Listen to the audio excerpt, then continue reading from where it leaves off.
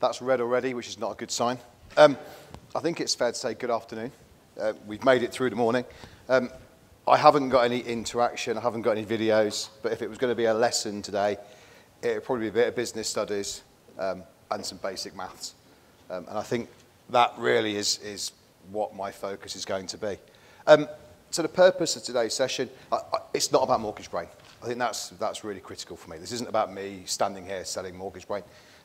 This is around trying to understand technology that's here today and the usage of that technology and how it can actually add value to your business's day-to-day, hence the business studies part of this. I was asked to put some CPD points in here. So hopefully at the end of the session, you'll be able to list a few of those technology solutions that are out there. You'll be able to actually identify what benefits they are and actually how, and probably more importantly, what you can expect in the near future. And why I say near future, I don't believe, I know Kevin said future-proofing your businesses for 3 or 4 years' time. I don't think we actually know what technology is here now, today, or the technology that's emerging that will be here to future-proof your business in 3 or 4 years' time. And I think the danger is, which leads me straight onto this slide here, you've probably all seen this technology got on a hype curve. Hands up who's seen it before? Yeah, a few people. This is interaction, so don't be afraid to put your hands up. It's not a thing. This is the detailed one. This is actually from the Gartner sites. This tells you about the funding curves and where it comes. I don't think we've got a clicker on this, but if I just jump up here for a minute. I think the technology potentially that we'll be using in 3 or 4 years' time is sitting here at the minute, because it probably takes 3 or 4 years to get over that curve and start coming down here. And I'm going to focus today, I wish I was a bit taller now, on here and here. Because I think that is the reality of where we sit today.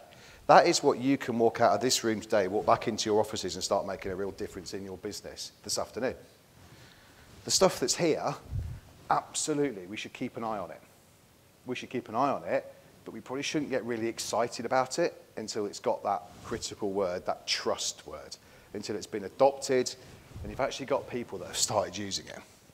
And I'm going to talk about, I mean, Jeremy mentioned the fact that they're supporting the industry, and I think they've been fantastic. I'm going to use something that sits here for a minute. And I'm going to go back to, this is the history part of my lesson, to 2017 and 2018. At that point, I was heading up distribution at Platform, so I was spending quite a lot of time in Manchester. But I had people knocking on my door every single month telling me about how these new, to use Claire's point earlier, these APIs were going to change the world. Yeah, and wanted me to write checks for hundreds of thousands of pounds as a lender to invest in that technology. And then they went out, and what happened? They started shouting to brokers and shouting to intermediaries about the same technology. So what happened? Everyone got really excited. And we ended up going up that curve, and then, bleh. Yeah, and that's not because COVID hit. It's got nothing to do with COVID. Yeah, that's because the reality is when people start understanding the time it takes, the money it takes, the investment it takes, the expertise that it takes to build teams to actually start adopting the technology, it's not as simple as here today, use it tomorrow. And I'm going to refer to this a few times, so I might flick through the slides a few times today. Second part of history is I also remember in my time in Platform when, who knows the old CIS tower in Manchester? Yeah. I remember sitting in that tower. I know there's some people that have come to see me earlier on today around Criteria Hub, as it used to be called, and Knowledge Bank. I remember both Jason and Nicola, who were the founders of both of those systems, coming in to see me in the CIS tower in 2016, talking about this new technology that was going to come into the market and how it was going to change the world. That technology is here. That's come through this curve. That technology is now there. I think we're in the same place with affordability. So whether that was the old HD system, whether that was Affordability Hub, whether that was LNG, actually, that's also come through. That's here now. CRMs.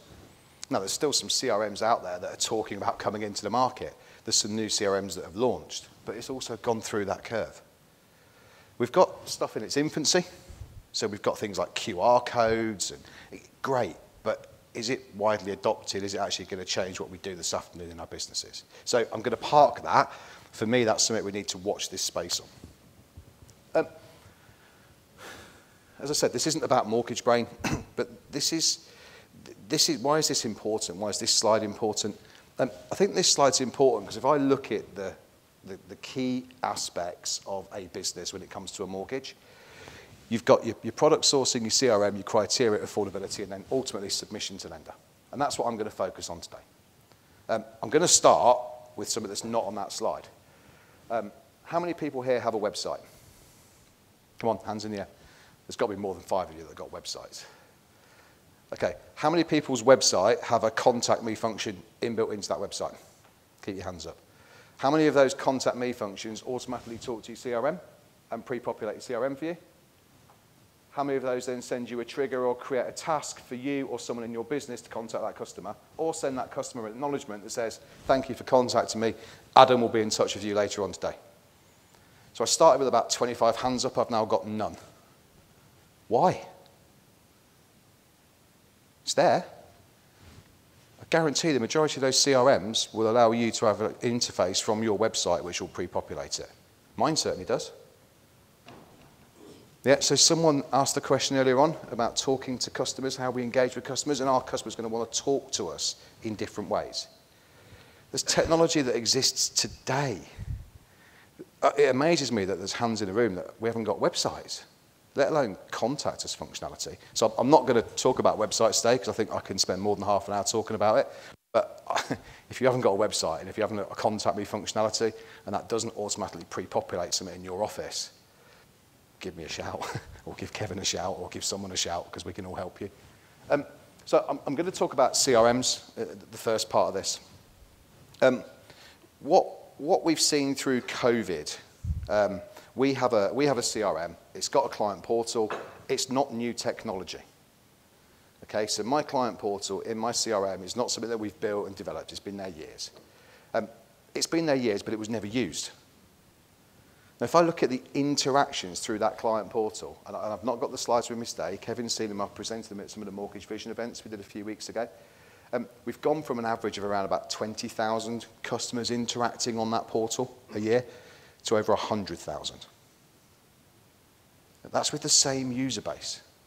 So that's not that we've taken on hundreds more brokers or there's thousands more people using the system. That's a 5-fold increase in customers engaging through a client portal. Now, my client portal is not the best in the world. Let's be clear, it's not the best in the world. But that's a 5-fold increase. How many people use a CRM? I can see a couple of hands.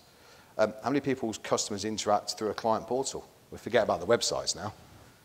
So again, I'm looking around this room, and if I had an online tool like Andy, unless people are shy to put their hands up, there's less than 15% of people in this room that I would say have got pure interaction with their customers in a digital environment. That for me is something that we can all take away from this today and we can all start looking at immediately. Criteria and affordability. Again, for me, why is this different? Jeremy touched on the point earlier on around BDMs and the role of a BDM. But I come back to this trust piece again. If we go back to when these criteria systems first landed, I think there was a real element of distrust that the information on the system wasn't accurate. So what happened? You'd look at the system. What's the first thing that you do? You pick the phone up to the BDM. The BDM tells you something. You're still not quite sure if the BDM didn't sound very confident. So what do? You phone the mortgage desk. You speak to the mortgage desk and you get a slightly different answer to the BDM gave you, and it's certainly not the answer that's on the system. What do? You hang up. You use web chat if we're lucky, or you phone the mortgage desk back again. There's people nodding their head because I ran platform. I saw it. So that, to me, is how we used to work. You don't get into a world that I sit in today with over 1.5 million criteria searches being done on that system, over 5,000 people paying me a monthly subscription to use that system. Yeah, it works. Mine's not the only system. If you look at Knowledge Bank or the LNG system, there are people that subscribe to those systems and use it. I know that there's a number of lenders now who give the BDMs these systems. I know there's a number of lenders now that use these systems, so when you actually phone them up, it's their mortgage desk keying the same information into the system because the lenders are actually inputting the criteria into the systems themselves. That's utilising technology. And why is that important? Because when I come into my maths lesson in a minute, I'm going to talk about timings. And Jeremy used a 15-minute analogy earlier on. Affordability.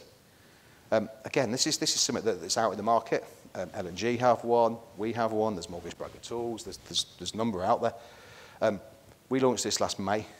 We've had over £100 billion worth of searches that have been conducted. Now, I'd have to strip out the duplicates and where brokers have rerun it. But let's just pull that back for a minute. There are brokers that are using this system, which is free, that are seeing affordability results from lenders that they probably would not have gone onto their calculators and looked at it in the first place. So someone mentioned the advice and the FCA and regulation. Imagine that as an audit trail. So customer, affordability, 38 lenders. Full results, identical results to the results that you get on the lender's website. And it also gives you a copy of the results from the lender's website to back it up and validate it. From an audit and a governance and a viewpoint, A, it's saving you time because you're not having to go on to that, key it into multiple lenders. B, it talks into your sourcing solutions. So it actually tells you now which lenders not only will lend on it because of the criteria, but actually which lenders then have, it's past the affordability. So from a research viewpoint, that's all there. And all three of them, I can't talk for others, but in my world, they all talk to each other. So the data is seamlessly transferred. Doesn't matter where you start. But there's a huge time saving there. And then the really important one is submissions brain. I'm just going to come back here. I said that, this is where the camera puts on a few more pounds that I thought I got away from after lockdown. So I talked about criteria and affordability being here. But the submissions is probably here on this curve. And why is it here? Because I think we started talking about it back in 2018. We started talking about it in 2018. There were some lenders that were early adopters. And I'm not even going to get into APIs because it's irrelevant to a certain extent. There were some lenders that were early adopters. There are some lenders that are now adopting. But it's now getting to the point where there is what I think is the beginning of critical mass. You have to have enough lenders on that system to make it meaningful for you. And I can see heads nodding. There has to be enough people that are on the system to make it meaningful for you to actually start using it. Because whilst it's absolutely fantastic that you can save 15 minutes for a chord, if a chord is 1 in 12 of the cases that you write, you're creatures of habit. Yeah? All of a sudden, if it's 5, 6, 7 out of 10 cases that you write, it changes habits and it changes behaviours. We talked about integrations into sourcing systems. I think that's really critical. If I'm really brutal, actually I think there's a need for brokers to change the way that they log their customers. So my history lesson. I'm going to take you on a story here. Who remembers the days when you used to have a little yellow sticker and you used to get your paper-based application form, you used to go to your customers' houses, you or the customer used to fill out that application form, you'd stick the yellow sticker on it, so PMS or L&G Club would pay you, and you'd stick it in a post and send it to a lender. And then they'd not got the application. Yeah, there's hands up here. What happened when it got to the lender? Lender gets this raft of paper applications in, trying to decipher all the handwriting, and they employ hundreds of people. What are they doing? They're keying it onto their back office systems. Right, so what then happened? Lenders start saying, hang on a minute, this is really inefficient. It was great for brokers because we had generic application forms. Lenders think it's really inefficient. What do lenders do? How do we drive efficiency in our back offices? I'll tell you what, we'll actually make the brokers key it onto our systems. So we started creating lender portals, lender systems. And that was probably around 2005, 2006. That probably became mainstream. And then you went through that period of time, didn't we? We went through that period of time where, to Jeremy's point, at some point it gets turned off. So as lenders started adopting, as we got critical mass with portals, lenders turned off paper application forms. And then you had to do it all online. And we've gone through that cycle. We've now got to a point that says, hang on a minute, this is really inefficient for brokers. So brokers are now spending hours, or administrators spending hours, keying on all this information to then decide. There's got to be a more efficient way of doing it. That's where we sit now with this. So some of the points Jeremy put up are really valid. But you've got to look at where we are on that curve. And where we are on that curve is still coming back here. We're still here. And we're still here because you need to get critical mass, and you need to get people using it. More importantly, and this is the bit where my call to action is for those of you to leave this room today.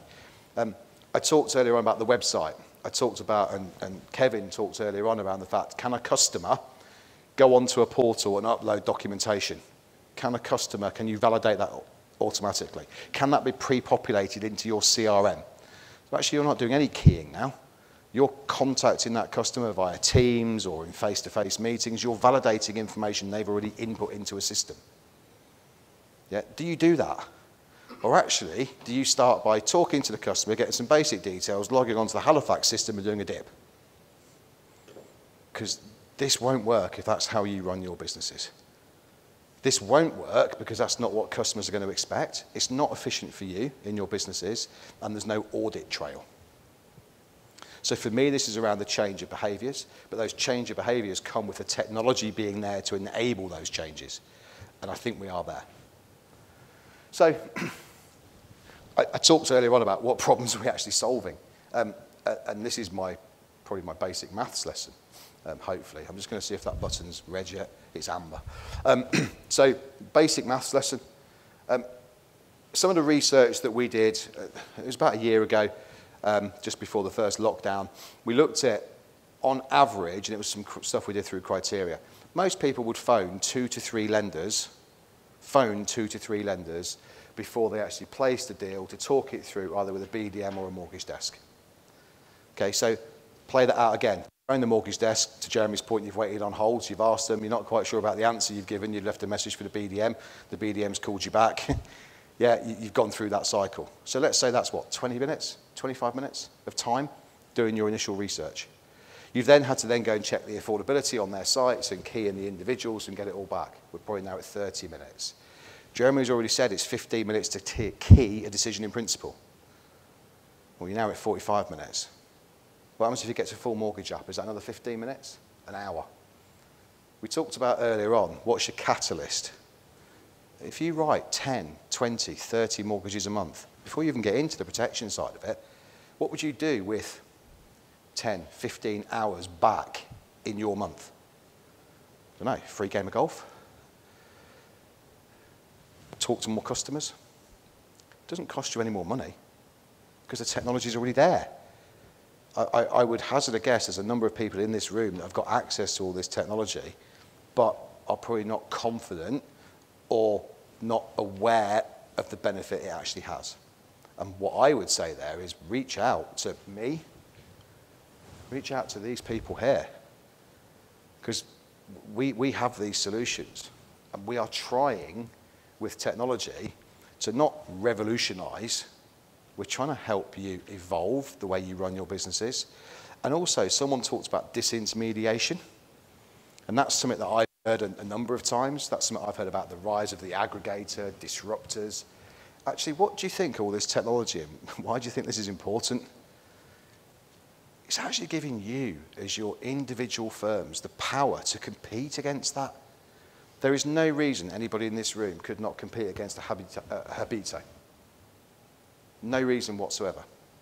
You can all have websites that can talk to customers. You can all have chat functionality in that website. You can all have integrated ID and validation. You can all have integrated CRMs, and you can all have integrated research and straight through submission to lenders. It's all there.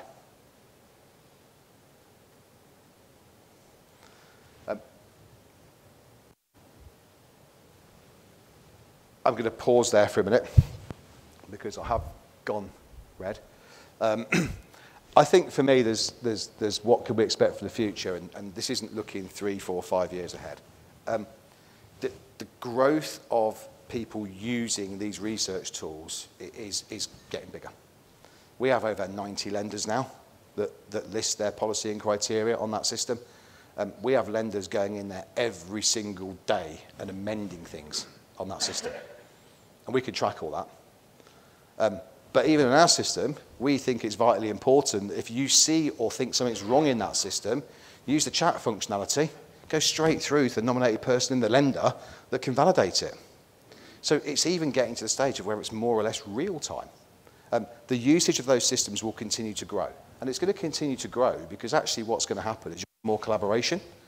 And actually the systems will be fully integrated into the sourcing solutions. You'll get to a point in the near future where you don't go into one system to do your mortgage sourcing, one system for your criteria, and one system for your affordability. It'll all be there. You'll log into one system. It will all be connected. Whether that's all connected through one provider, whether that's all connected by people collaborating, that's where it will go. So the need for you to pick the phone up and wait 10 minutes to speak to someone about policy and criteria won't exist. Except your vinyl records, yeah, which will be the specialist stuff, which isn't the black and white, where you might actually want to pick the phone up and talk to someone.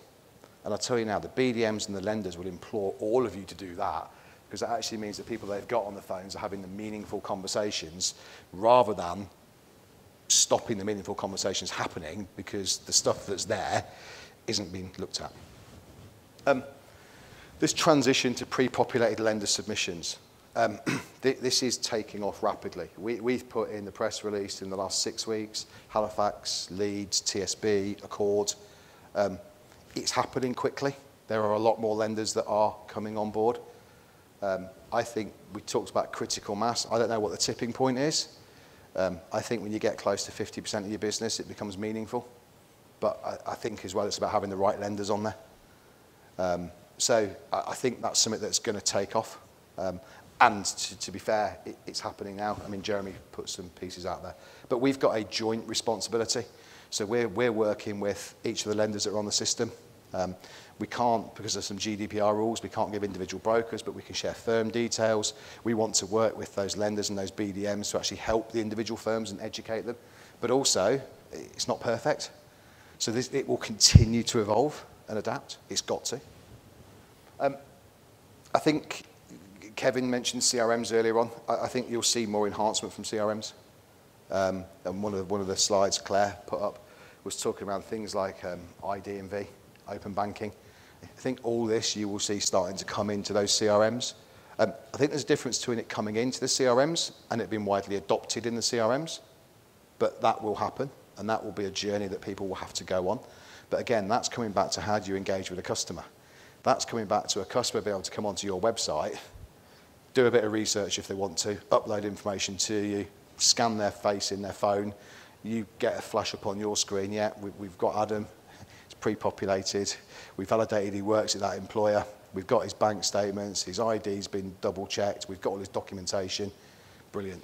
You don't have to do any of that keying. And then I think the other bits that you will see is you'll see more around valuations, you'll see more around vulnerability. I think that's a big thing that will come into the market around customer vulnerability. And the bit about valuations is I think we're getting to the point now where lenders have massively changed the way that they look at valuations, utilising more AVMs. But that AVM technology, again, it's not new technology, but there's no reason you can't push that technology into the broker's point of sale systems.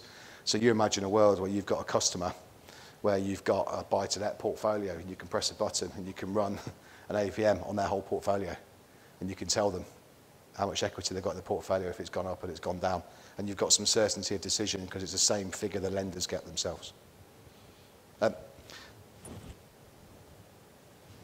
There's no doubt that the world has changed over the last 2 years. I was reading the McKinsey's report, which I'm sure Jeremy and some people have seen, that said digital innovation and usage of that innovation has probably been advanced by 3 years.